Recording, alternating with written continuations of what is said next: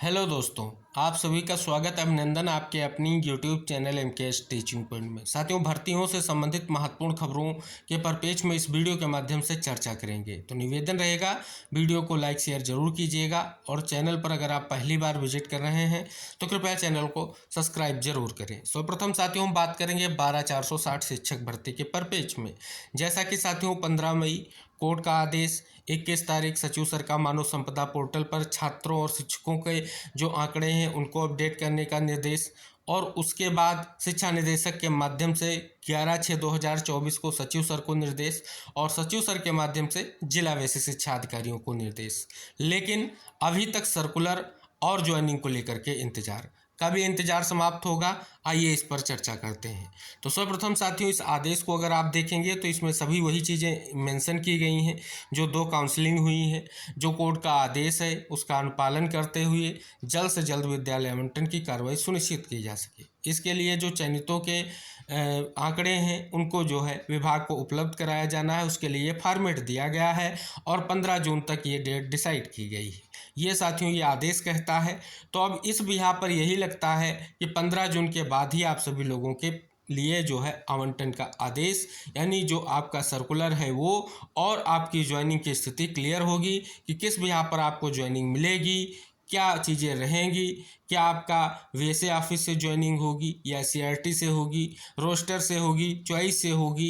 ये सभी महत्वपूर्ण जो सवाल हैं सर्कुलर आने पर ही क्लियर होंगे, क्योंकि अभी तक विभाग की ओर से इस परिप्रेक्ष्य में कोई भी ऐसी सूचना नहीं दी गई है जिसको लेकर के आपके मन में किसी भी तरीके का कोई संशय हो। हालांकि जिज्ञासा है कि किस प्रकार आप सभी के लिए ये स्थिति क्लियर होगी। तो साथियों 15 तक आप सभी को वेट करना होगा, ज़्यादा समय शेष नहीं है। जल्द ही ये भी प्रक्रिया पूर्ण होने के साथ साथ आप सभी का विद्यालय आवंटन सुनिश्चित होगा। दूसरी तरफ साथियों, आप सभी को अवगत करा दें, समर वेकेशन जो है समाप्त होने की ओर है और 18 तारीख से विद्यालय खुलने हैं। इसको लेकर के भी आपके मन में जिज्ञासा है, क्योंकि लगातार जो है मांग उठाई जा रही है कि समर वेकेशन को बढ़ाया जाए। तो क्या समर वेकेशन बढ़ेगा तो आपकी ज्वाइनिंग पर कोई असर पड़ेगा, ये भी आपके मन में एक बड़ी जिज्ञासा है। तो साथियों इस परिप्रेक्ष्य में एक बड़ी मांग की गई है, आज भी देख सकते हैं साथियों। लेकिन विभाग की ओर से समर वेकेशन बढ़ाए जाने को लेकर के कोई भी निर्देश अभी तक जारी नहीं किया गया है।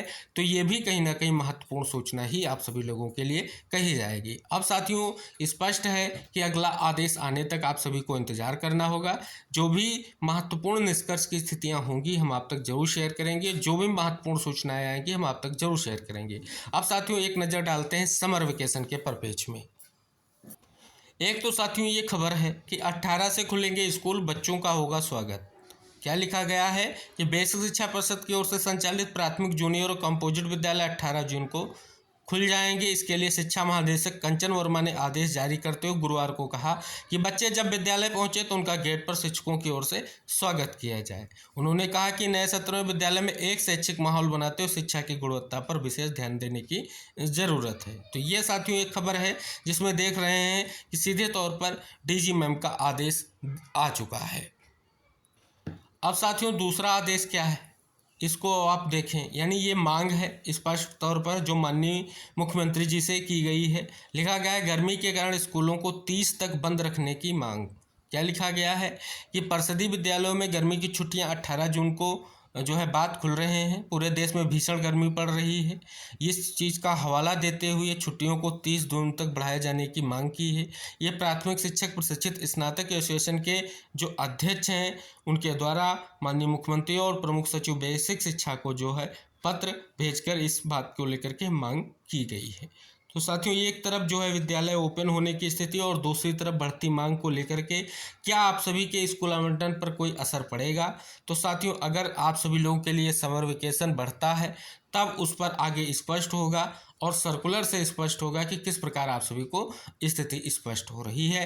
क्या जो है समर वेकेशन बढ़ने से कैसे ज्वाइनिंग होगी या अन्य स्थितियां महत्वपूर्ण है। तो साथियों जो भी खबर होगी हम आप तक शेयर करेंगे। फिलहाल साथियों उम्मीद है कि जो है आप सभी की ज्वाइनिंग को लेकर के स्थितियां जल्दी क्लियर होंगी।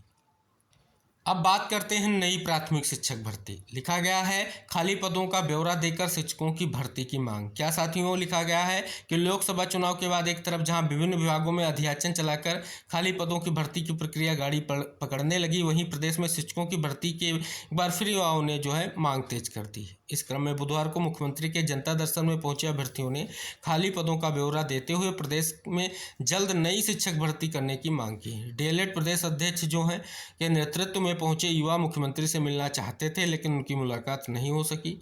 अभ्यर्थियों ने उनके सचिव को ज्ञापन देते हुए बताया कि पीएबी की रिपोर्ट के अनुसार प्रदेश में शिक्षकों के 1.25 लाख से अधिक पद खाली हैं। वर्ष 2018 के बाद शिक्षक भर्ती नहीं आई है। अगर सरकार जल्द शिक्षक भर्ती नहीं करेगी तो ये जो युवा हैं प्रदेश भर में आंदोलन करेंगे, ऐसा कहीं ना कहीं उनके द्वारा स्पष्ट किया गया है। साथियों, आइए जानते हैं जो स्पष्ट तौर पर मांग की गई है। देख सकते हैं कि वैश्य शिक्षा विभाग में प्राथमिक शिक्षकों के रिक्त पद के संबंध में उत्तर प्रदेश में प्राथमिक शिक्षकों के पद रिक्त होने के बावजूद सरकार विज्ञापन जारी नहीं कर रही, जिसका विस्तृत विवरण इस प्रकार है। साथियों, इसमें 51,112 पदों की बात की गई है, जैसा कि सुप्रीम कोर्ट के हलफनामे को हमने बार बार आपको अवगत कराया है। दूसरी तरफ साथियों, आरटीआई के माध्यम से जो आंकड़े आए उनका यहाँ पर जिक्र किया गया है। तीसरा साथियों, आप सभी को पता है कि संसद में भी कहीं ना कहीं इस बात को लेकर के जब ब्यौरा मांगा गया था तो कहीं ना कहीं देख सकते हैं जो आंकड़े 2020 में बताए गए थे उनको भी यहाँ पर प्रदर्शित किया गया है। साथ ही 68,500 शिक्षक भर्ती के शेष 22,000 पदों की भी बात की गई है और ये स्पष्ट तौर पर कहीं ना कहीं 1 लाख पदों पर प्राथमिक शिक्षक भर्ती का विज्ञापन जारी करने की जो है विशेष मांग यहाँ पर की गई है।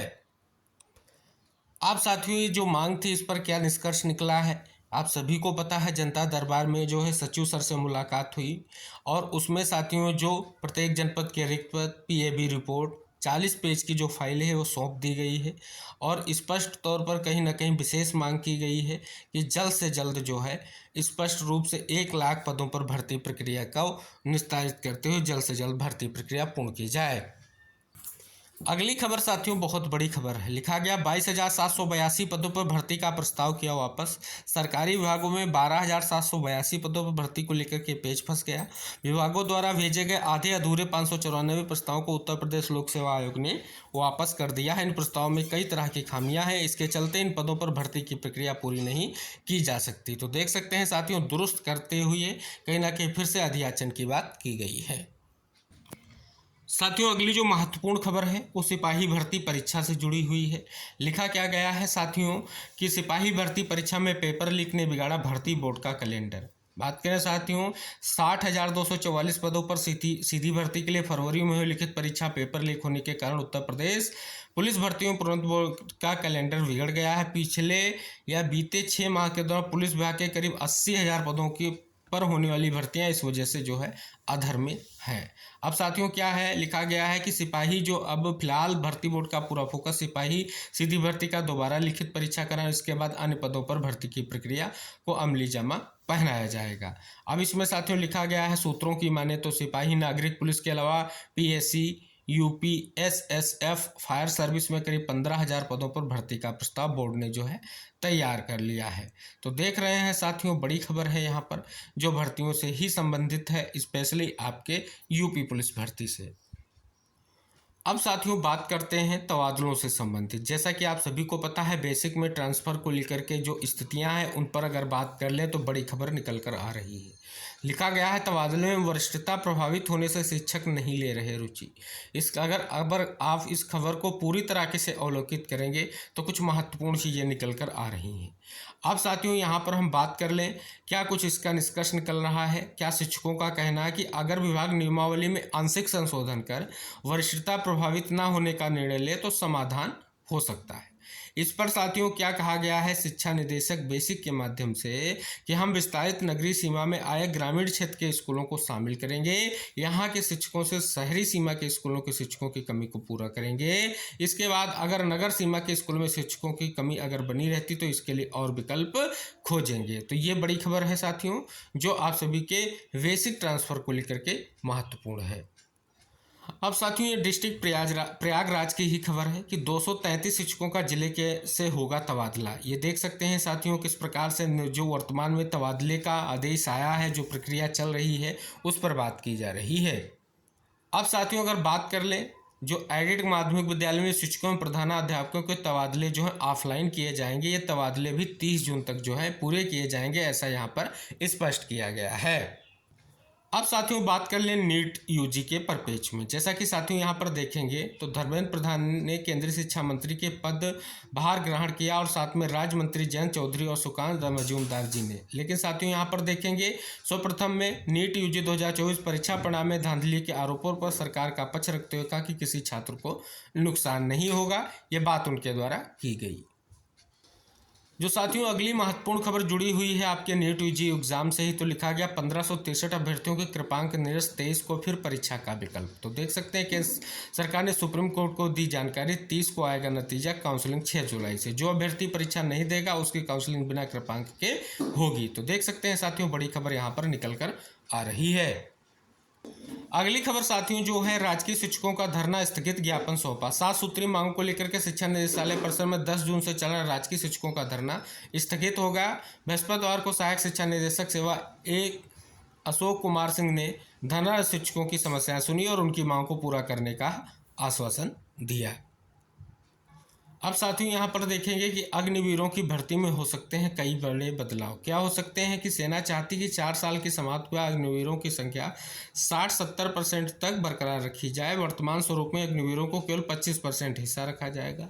इसके अलावा आर्मी सेवा अवधि को 4 साल से बढ़ाकर 7 से 8 साल करना। 4 वर्ष की वर्तमान अग्निवीर भर्ती में औपचारिक बुनियादी प्रशिक्षण केवल जो है स्पष्ट तौर पर 9 माह का होता है। आगे तीसरा, अभी 17 से 21.5 वर्ष की आयु के बीच अग्निवीरों को रखा जाता है। सेना सिग्नल, एयर डिफेंस और इंजीनियर जैसे तकनीकी हथियारों ने भर्ती के लिए उम्र सीमा 23 साल बढ़ाने का प्रस्ताव कर रही है। और साथियों ये सेना उन अग्निवीरों के लिए भी अनुग्रह भुगतान चाहती है जो प्रशिक्षण के दौरान विकलांग हो गए हैं। तो ये देख रहे हैं साथियों, ये कुछ महत्वपूर्ण और बड़े बदलाव की स्थिति दिख रही है।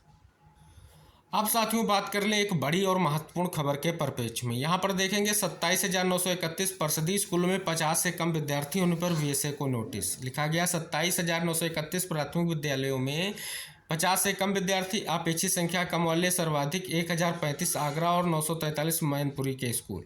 फिलहाल छात्र संख्या कम होने पर सभी जिलों के बेसिक शिक्षा अधिकारियों को नोटिस जारी कर जवाब मांगा गया। छात्रों की घट रही संख्या चिंता का विषय। देख रहे हैं साथियों स्पष्ट तौर पर इसके लिए महानिदेशक स्कूल शिक्षा कंचन वर्मा की ओर से सभी जिलों के बेसिक शिक्षा अधिकारियों को नोटिस जारी कर जवाब तलब किया गया है। इनको 20 जून तक जवाब देना होगा। ये बड़ी खबर निकलकर सामने आ रही है। अगली जो साथियों खबर है, निदेशालय को भेजी असिस्टेंट प्रोफेसर के रिक्त पदों की सूचना। प्रदेश के अशासकीय सहायता प्राप्त महाविद्यालयों में असिस्टेंट प्रोफेसर के रिक्त पदों की सूचना उच्च शिक्षा निदेशालय भेज दी गई है। सत्यापन के बाद उत्तर प्रदेश शिक्षा सेवा चयन आयोग को अध्याचन भेजा जाएगा। तो देख सकते हैं साथियों एक और बड़ी खबर निकल कर आ रही है। जैसा कि आप सभी को पता है, माननीय सीएम के द्वारा जल्द भर्तियों को लेकर के जो निर्देश दिए गए हैं उसको कहीं ना कहीं अमल में लाने का प्रयास किया जा रहा है। तो साथियों ये थी आज की भर्तियों से संबंधित महत्वपूर्ण खबरें। शेष अन्य भर्तियों से संबंधित जो भी महत्वपूर्ण खबरें आती हैं उन पर हम विशेष तौर पर आप सभी का वीडियो के माध्यम से ध्यान आकृष्ट करने का लगातार प्रयास करते हैं। तो जो साथी चैनल पर नए हैं तो कृपया चैनल को जरूर सब्सक्राइब कीजिए और कृपया बेल आइकन दबाना बिल्कुल ना भूलें। मिलते हैं नेक्स्ट अपडेट के साथ, तब तक के लिए बाय बाय, टेक केयर साथियों।